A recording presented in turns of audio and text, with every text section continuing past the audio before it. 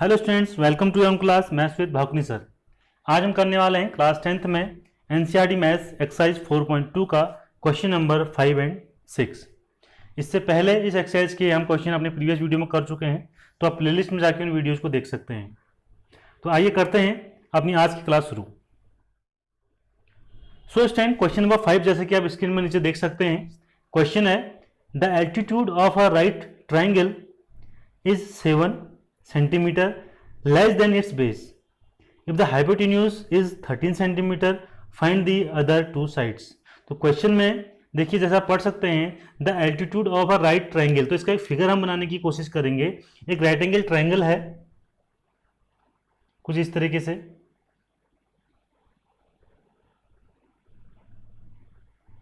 इस right angle triangle में ये एल्टीट्यूड है हमारे पास, ये बेस है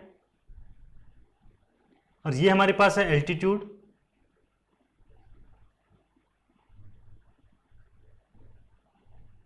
और ये है इसका हाइपोटेन्यूज। ओके, अब क्वेश्चन में आपसे गिवन है कि जो एल्टीट्यूड है इस राइट एंगल ट्राइंगल का 7 सेंटीमीटर लेस देन है it's base. It mean base हमारे पास बड़ा है, तो हम क्या क्वेश्चन में लेके चलेंगे, the base of right angle triangle be x centimetre. हम यहाँ पे लेके चलेंगे let the base of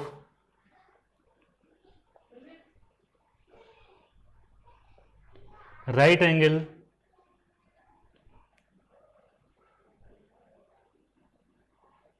triangle B x। तो हमने ये लेके चल दिया कि जो ट्राइंगल है हमारे पास इसका बेस x है।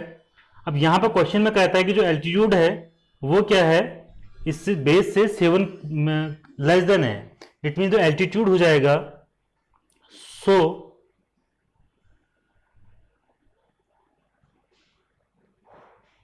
एल्टीट्यूड इक्वल टू इससे 7 मीटर लेस देन है, means x minus 7 centimetre. Okay, I hope आपके इतना तो समझ में आ गया होगा किस तरीके से हमने इस क्वेश्चन में एल्टीट्यूड निकालना है और किस तरीके से बेस निकालना है। अब क्वेश्चन में आपसे बोलता है कि इसका जो हाइपोटेन्यूज है ये आपको गिवन है 13 सेंटीमीटर। देखिए क्वेश्चन में इजीली पढ़ लीजिए, इस क्वेश्चन में लिखा हुआ है कि जो हाइपोटेन्यूज है वो 13 सेंटीमीटर है। तो आपको उसकी साइड्स निकालनी है, मीन्स ये बेस कैलकुलेट करना है और एल्टीट्यूड आपको कैलकुलेट करना है। तो राइट एंगल ट्राइंगल में अगर आपको याद हो तो स्टूडेंट्स, एक हमने इसमें पढ़ा हुआ है पाइथागोरस थ्योरम। तो पाइथागोरस थ्योरम यहाँ पर हम यूज करेंगे। इसका थोड़ी देर के लिए नाम लिख लेते हैं ए बी सी। अगर इस ट्राइंगल ए बी सी में हम पाइथागोरस की थ्योरम अगर अप्लाई करते हैं तो हमारे पास एक इक्वेशन आती है, हम लिखते हैं A C square hypotenuse square equal to sum of squares of other sides. Okay, इस तरीके से। अब देखिए A C square is 13 square equal to AB square. What is the value of AB? Base. AB is base, तो base हमने भी क्या लिया हुआ है, base है x, means x square plus BC is altitude. altitude हमारे पास आया है x minus 7 whole square. Okay, I hope यहाँ तक आपके समझ में आया होगा। अब देखिए square of 13 is 169 equal to X square plus यहाँ पे स्क्वायर का फॉर्मूला लगा लीजिए, x square plus 49 minus 14x। तो हमारे यहाँ पर एम है कि हम एक क्वाड्रेटिक इक्वेशन यहाँ बनाएंगे, तो ये हो जाएगा 2x square plus 49 minus 14x। Step by step इस क्वेश्चन को करते हुए जाएंगे और इजीली इसका आंसर हम निकालेंगे। तो अब देखिए ये हमारे पास क्या हो जाएगा, 2x square minus 14x plus 49, इसे यहां पर ले आएंगे तो ये जाएगा 1 माइनस 169 इक्वल टू 0। तो ये स्टूडेंट्स हमारे पास क्वेश्चन आ गया, सॉरी इक्वेशन आ गई है 2x square minus 14x minus 120 equal to 0। Okay, अब देखिए इक्वेशन हमारे पास बनकर तैयार हो गई है। अब इसे हमें सॉल्व करना है, यहाँ पर वैल्यू x की निकालनी है। तो यहां से 2 देखिए 2 कॉमन आ रहा है सब में, तो 2 कॉमन ले लेंगे, तो हो जाएगा x square minus 7x minus 60 equal to 0। तो 0 यहाँ जब 0 या 2 के अपॉन में जब राइट साइड पे लेके आएंगे तो ये वैल्यू हो जाएगी हमारे पास 0। इट मीन्स हमारे पास इक्वेशन आ गई है X square minus 7x minus 60 equal to 0। I hope यहाँ तक आपका सारा क्लियर हो चुका होगा। अब देखिए यहाँ पर क्वाड्रेटिक इक्वेशन को सॉल्व करने के लिए हम क्या करते हैं, यहाँ पर 1 ले लीजिए, इसे मल्टीप्लाई करेंगे तो हो जाएगा 1 multiply minus 60 equal to minus 60। तो 2 नंबर्स हमने ऐसे कैलकुलेट करने हैं जिन्हें अगर मल्टीप्लाई करेंगे तो 60 आना चाहिए एंड सब्ट्रैक्ट करेंगे तो मिडिल वाले टर्म मीन्स 7 आना चाहिए। तो ये हमारे पास हो जाएगा 12 multiply 5 is 60 and 12 minus 5 equal to 7। तो ये हम यहाँ पर फैक्टर कर लेंगे किसके, 60 के, 12 एंड 5। तो आइए करते हैं।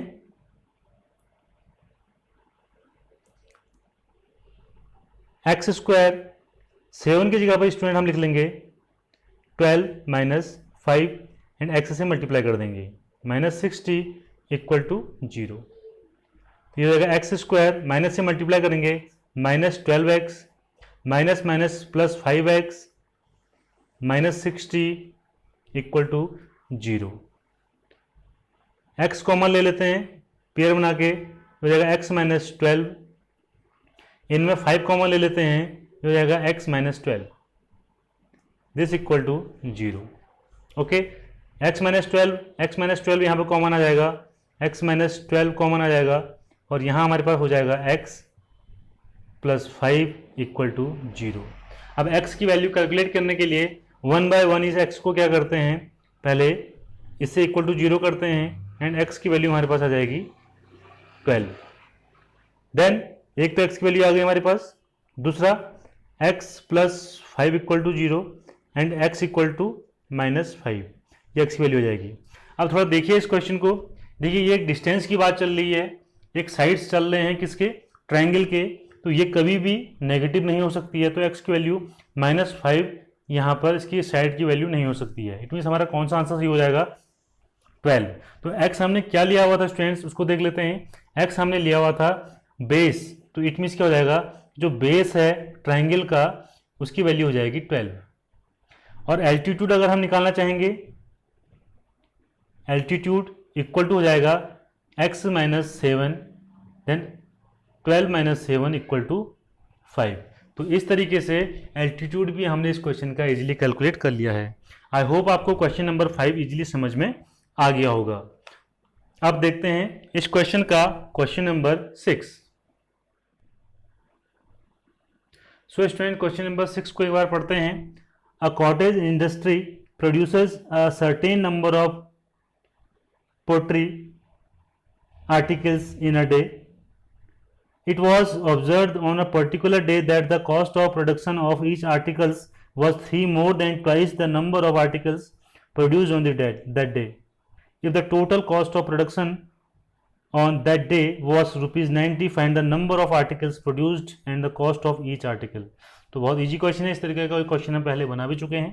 तो देखिए सबसे पहले इस क्वेश्चन को हमने क्या करना होगा। देखो, एक क्वेश्चन को समझने के लिए एक चीज़ समझ लीजिए, हम 1 डे का कॉस्ट निकालेंगे जो आर्टिकल बनाने में लग रहा है, और उस दिन में एक डे में कितने आर्टिकल हमारे बनने हैं वो कैलकुलेट करेंगे।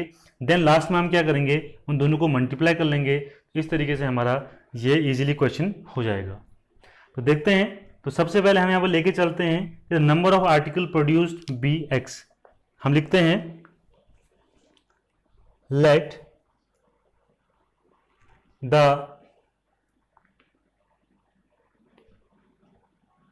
number of article produced be x। हमने ये ले लिया कि जो आर्टिकल प्रोड्यूस्ड हुए हैं वो x हुए हैं, तो कॉस्ट ऑफ प्रोडक्शन निकालेंगे। कुछ दिया हुआ हमें, cost of production of each article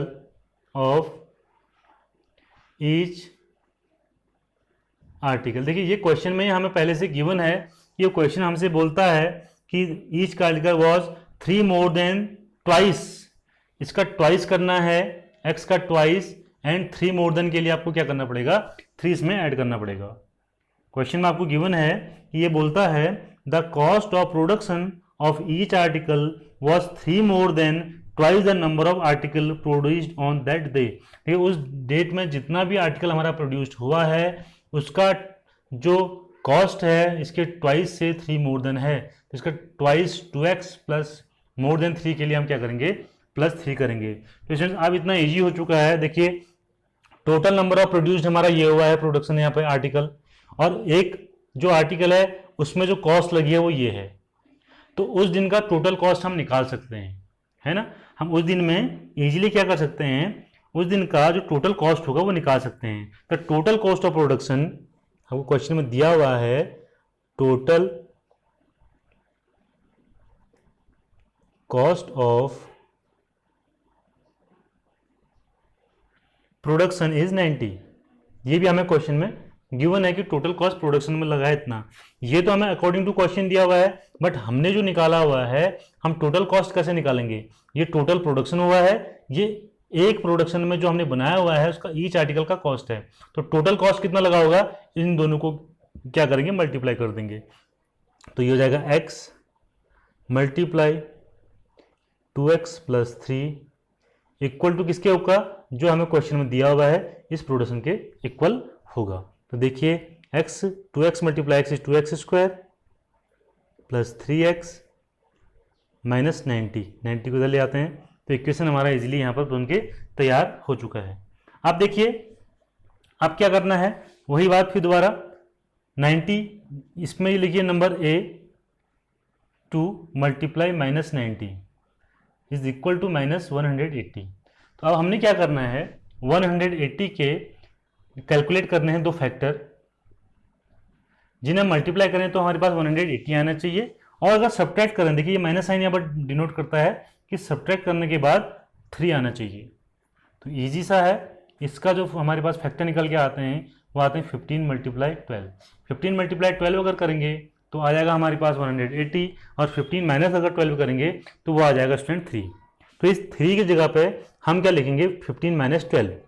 तो आइए करके देखते हैं, 2x स्क्वायर प्लस 15 पर हो जाएगा 15 minus 12x minus 90 equal to 0, और यहाँ पर हो जाएगा 2x स्क्वायर प्लस मल्टीप्लाई कर लीजिए, ब्रैकेट ओपन कर लीजिए, minus 12x minus 90 is equal to 0। यहाँ पर देखिए कॉमन क्या आएगा मेरे पास, x कॉमन आ जाएगा, ये आएगा 2x प्लस 15 माइनस यहाँ पर क्या आ जाएगा 6, आएगा 2x प्लस 15 इक्वल टू 0। तो यहाँ पर कॉमन क्या आ गया, 2x प्लस 15, 2x प्लस 15, तो 2x प्लस 15 और यहाँ हो जाएगा x माइनस 6 इक्वल टू 0।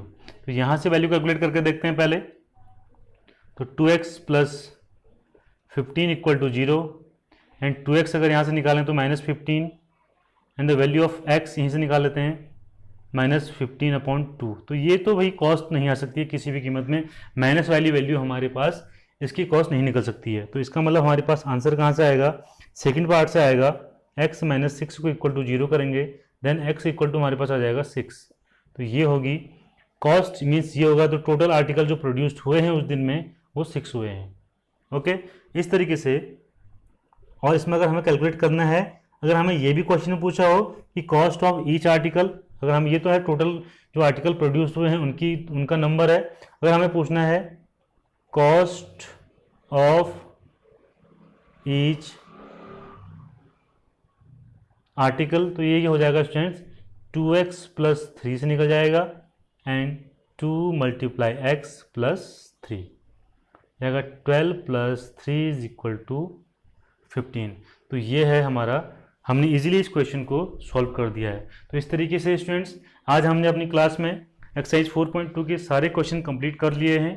तो इसी तरीके से इजी मेथड से मैथ्स को पढ़ने के लिए हमारे चैनल के साथ बने रहिए। चैनल को सब्सक्राइब कीजिए, लाइक कीजिए, शेयर कीजिए, ज़्यादा से ज़्यादा अपने दोस्तों तक शेयर करना है और बेल आइकन को भी प्रेस करना है ताकि हर नई वीडियो का नोटिफिकेशन आप तक सबसे पहले पहुंच सके। Thanks for watching.